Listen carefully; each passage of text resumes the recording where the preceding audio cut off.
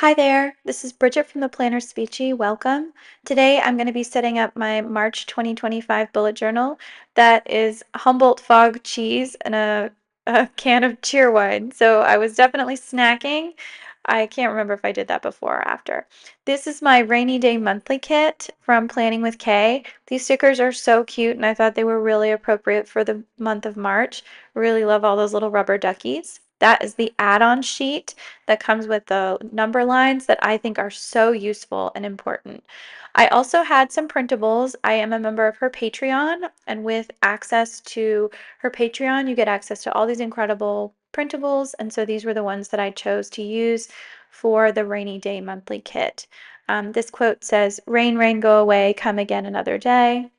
So beautiful. These are some extra monthly headers that I also purchased from her shop that I've been using throughout the year to set up my spreads. So I'm just going to speed things up a little bit. So full transparency, this is at 200 times, so everything I'm doing is twice as fast. You can see that you can't see anything on camera, and that's because I'm struggling to pull apart the sticker paper to lay this down flat. So what I do is I pull a little bit of the backing off, I line it up the way that I want it, and then I just kind of hold and drag, and this makes it a lot easier for the sticker to go down. It's really much harder for me to do the left-hand side of the page than the right, and it did come out just a little bit crooked. But honestly, I wasn't about to lift the whole thing up again, so and I did cut those down to size, and I think I trimmed them a little too much. So that's why there's so much background. But yeah, I'm just going to do the same thing for the other side. Sometimes she has 2-day calendar spreads. She didn't for this month. We only had the 1-day, the 1-page calendar spread. So I thought I would try it because I'm going to duplicate the month anyway on this following page using my um, horizontal structure, so I knew it wasn't going to be that important. But I just thought it was really cute to match like the daytime starting to rain spread on the left with this fully engulfed storm on the right. And it's already living up to its name because I'm filming this voiceover on March 5th, and we had a crazy storm that actually shut down school today. So I know that it's going to be a rainy month. The quote on the left says, "There is an end to every storm," and I just think that is such a beautiful message, especially in the times that we're in right now. So I'm really grateful to have a sweet quote to start the month with. Thank you, Kay.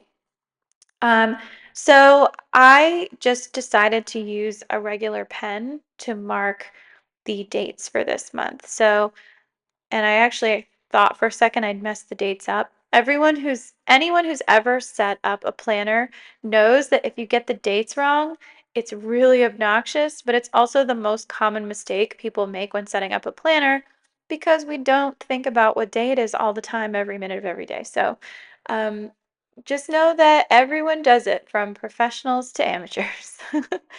um, but yeah, so I was able to fill in all the days for this month. On the next page is where I'm going to set up that horizontal calendar, and I'm going to use my rainbow number line to mark in all of the dates.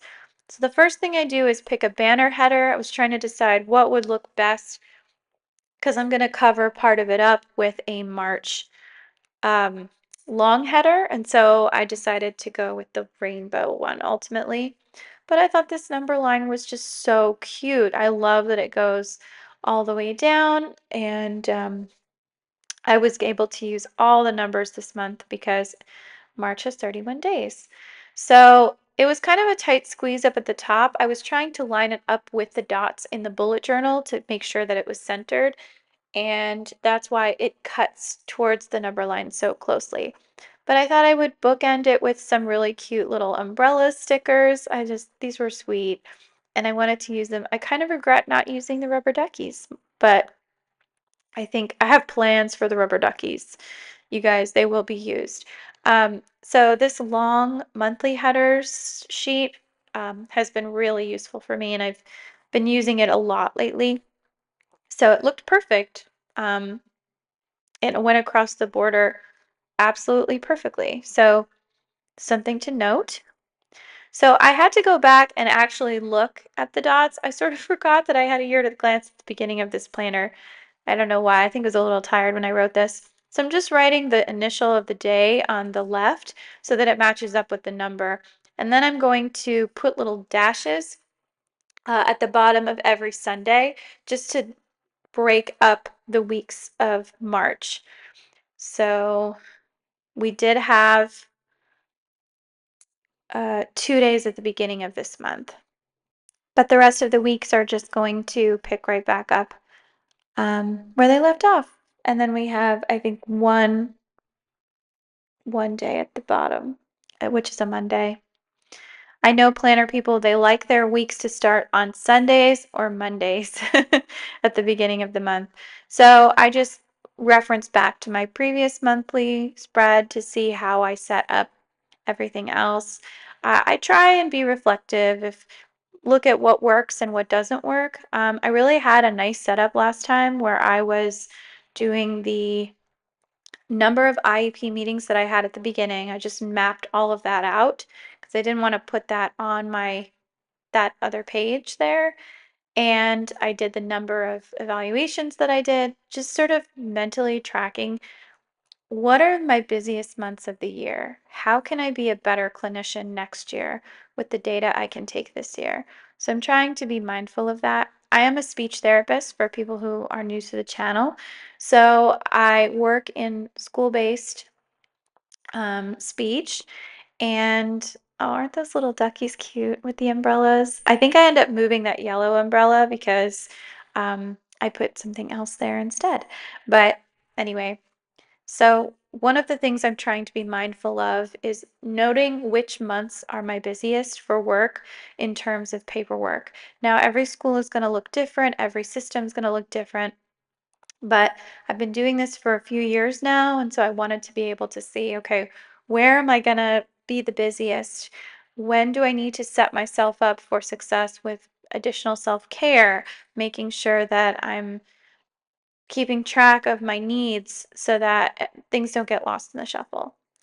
So next page that I'm going to make is my habit tracker. So this one is going to be a long one because we're using all the days of the month, but I should have enough room on the left-hand side of the page to map out quite a bit of goals. And instead of doing a weekly tracker, I like to put everything together in 1 month. It just keeps me motivated to keep filling it out, and I was very successful with it last month, so thought I would just go forward with it again. This banner is really cute. I like the different umbrellas flying off the handle. So I decided to do 2 pairs of yellow boots on either side, excuse me, of the habit tracker for this one. And I don't actually have a sticker to mark that it's a habit tracker, but I know what it is. And I'm just using a yellow Tombow pen to mark where I want it to go. And I decided to use a full dot row thickness. So I was just trying to fill it in and make it smoother. I'm pretty sure I used the same Tombow marker color scheme 2 months in a row. Please don't sue me. The colors just happen to work for both kits, which is really odd because they're not at all the same. But the Tombow marker was there on my desk and I grabbed it. So if you were looking for a meticulous bullet journal setup, you have come to the wrong place. um, this page is going to be for my 1 line a day. So last month I was tracking New York Times headlines, and while I found that interesting most of the time, for the day, there would be days where I would forget to fill it out, and so then I had to go back onto the website and sort of peel through what had happened. And I realized that the system just wasn't working for me anymore. I just don't want to do it. So now it's just going to be 1 line a day. It can be a gratitude, it could be something that happened, it could be breaking news. It can be whatever I want. So I'm not limited to any one particular prompt. And I'm just going to go with that and see how that works out best. So the last thing I'm going to show you for this setup because, oh wait, no, this is where I put in the weekly. Okay, so I was trying to count out how many full weeks do I have. And because I'd already done my bullet journaling for March 1st and 2nd in my February mark, And again, please don't be mad. Like, I'm breaking all the rules. Just goes to show there are no rules for bullet journaling. It's kind of what makes it fun. The bottom of that was a little bit crooked, so I decided to cut it. That's why you can't see anything on camera. Now, there are weekly setups like this in her printables. And what I've discovered, and I'm actually using this one this week right now, um, is that it doesn't leave me enough room to function for the bullet journal the way I want to function, use it functionally. So I think my strategy might be, if I know I'm going to have a heavy week with lots of different events and things that I need to keep track of, what I'll do is use something like this as the landing page to plan for that, and then use individual pages for my bullet journal spreads. So I'm going to show you in a second how I set up my dailies, but essentially I don't set up my dailies in advance because most days I will use half a page of the notebook for one day. Sometimes I'll use the full page. Sometimes I'll be able to do 3 days in one page. But this setup where you have 5 different boxes, it's too small. I just need more room, personally. So while I think this is pretty and I really love the aesthetic of this, and I think this can be very, very functional for a lot of people, it's not my preferred method.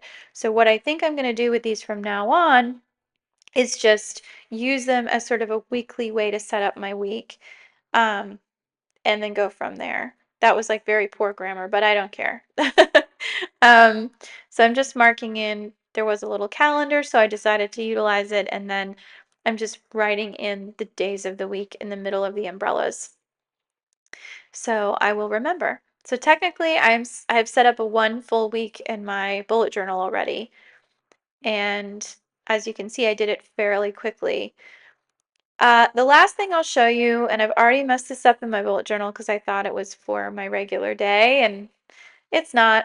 So I'll show you how I normally set things up. So what I do is I take 2 rows worth and I write the number in big letters, and then I put the month on the top and then the year on the bottom. And that is how I have done bullet journaling since 2018.